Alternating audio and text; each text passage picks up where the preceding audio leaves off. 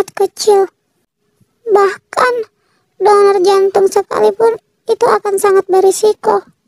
Mengingat ini adalah kali kedua Taehyung melakukan transplantasi. Bahkan kondisi Taehyung saat ini tidak bisa diprediksi. Ketika pagi, mungkin Taehyung akan baik-baik saja. Tapi kita tidak akan tahu apa yang akan terjadi di sore harinya. Jantungnya bisa berhenti berdetak kapan saja. Kasihan Hyung. Tidak bisakah ayah melakukan sesuatu? Ayah bisa saja melakukannya, Jongkook. Tapi kondisi Taehyung tidak memungkinkan. Sangat besar kemungkinan Taehyung akan meninggal di meja operasi. Berapa persen, ayah? Berapa persen kemungkinan Taehyung akan bertahan? 5%.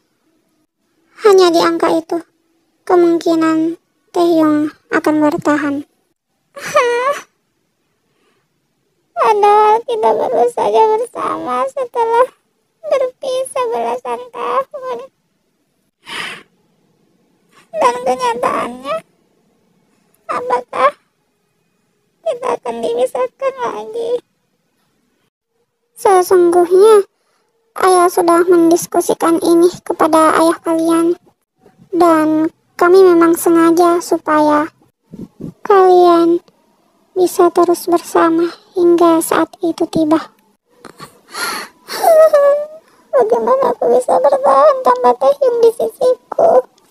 Jika sesuatu yang buruk terjadi pada Taehyung, lebih baik aku mati juga. Kok, Sheila.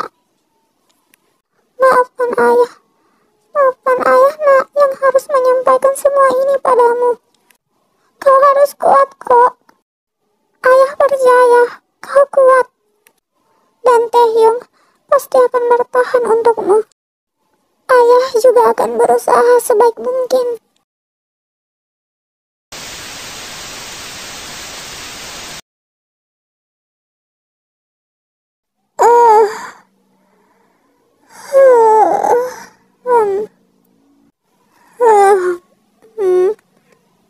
Ini ternyata sudah sore.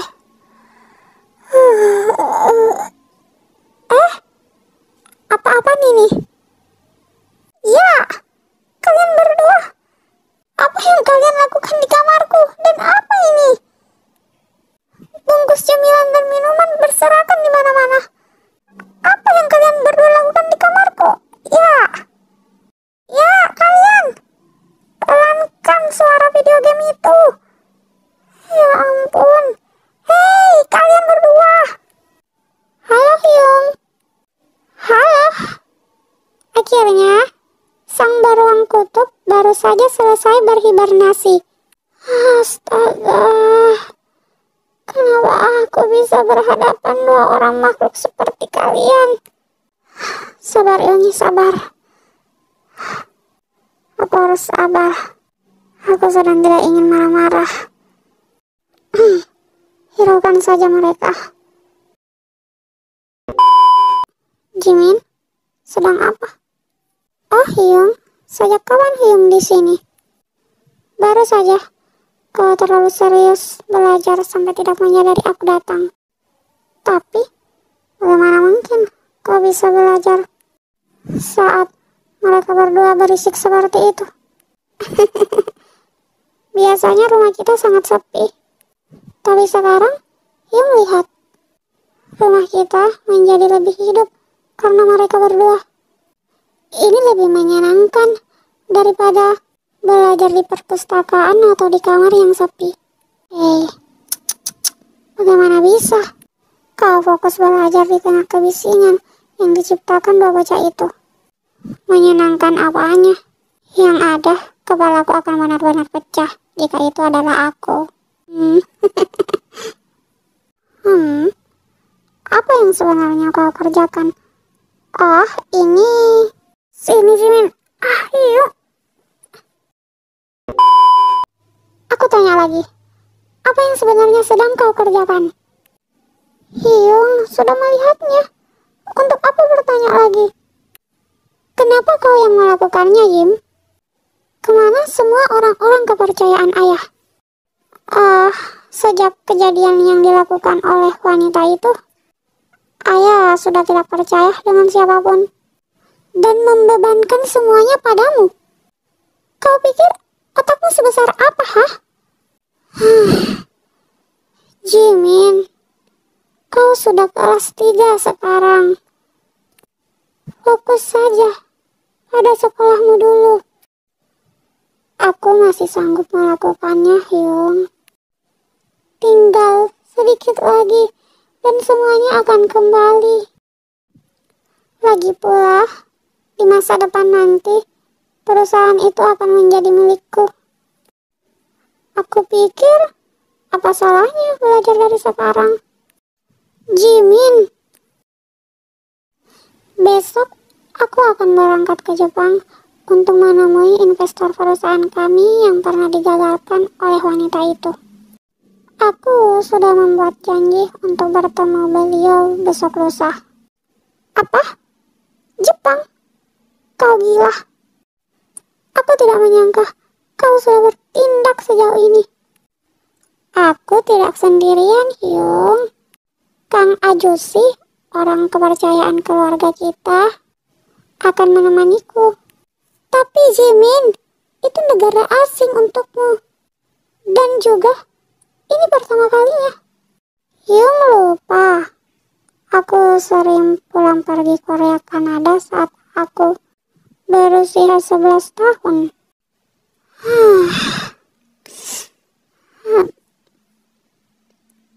Hyung, aku bisa melakukannya. Percayalah padaku. Hyung, izinkan aku ikut. Jongkok, sudah berapa kali aku bilang, tidak, kau tidak boleh ikut. Hyung, sudah cukup kau melakukan semuanya sendirian. Lihat, ada aku. Hyung, tidak percaya padaku. Minggir. Jangan halangi aku. Ini yang terakhir kalinya. Semuanya selesai setelah ini. Jangan halangi aku lagi. Tidak, Hyung. Tidak akan pernah selesai untukmu. Memang sudah begini peraturannya kok. Aku harus belajar mengembangkan bisnis keluarga kita mulai sekarang. Kau pun harus membantuku. Tapi kalau kau sudah dewasa nanti. Hyung pikir sekarang ini Hyung sudah dewasa. Hahaha. Yang jelas, pikiranku lebih dewasa darimu. Tapi aku tidak kalah jenius darimu, Hyung. Kalau Hyung mengizinkan aku untuk membantu di perusahaan, aku sangat yakin aku bisa diandalkan. Sungguh kok, ini akan menjadi yang terakhir. Semuanya akan kembali seperti semula setelah ini. Dan aku akan kembali percayakan perusahaan itu kepada Kang Ajusi. Dan setelah itu, aku bisa istirahat. Aku juga sudah sangat lelah kok. Kau pasti paham bukan?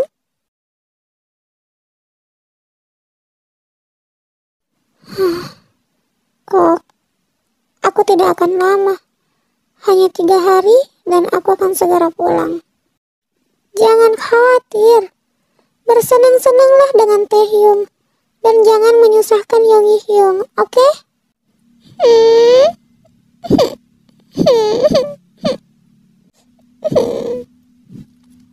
Kenapa menangis? Astaga, adikku ini. Aku bukan pergi untuk berperang kok.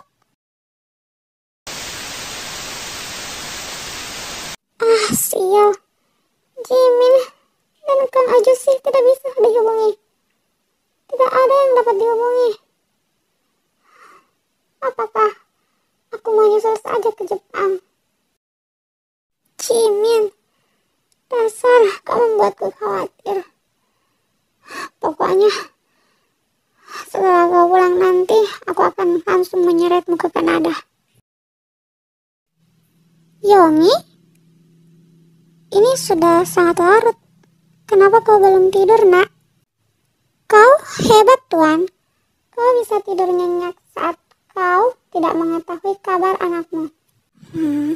Yongi, kita harus percaya pada Jimin. Adikmu itu lebih kuat dari dugaanmu. Jimin pasti bisa melakukannya. Dan ayah yakin dia akan pulang sebentar lagi. Demi Tuhan ayah, Jimin putramu. Dia putramu, bukan robot yang bisa ayah kendalikan sesuka hati ayah. Pikirkan perasaannya sesekali. Tanyakan dia ingin apa mimpinya. Dan coba ayah tanyakan, apa dia lelah atau tidak. Ayah sudah kehilangan semuanya, termasuk kau Yongi. Hanya Jimin, satu-satunya harapan ayah. Hanya Jimin yang akan menjadi penerus bisnis keluarga kita. Berhenti memikirkan karirmu ayah. Pikirkan Jimin, ayah sudah merusaknya. Seharusnya ayah menyadari itu.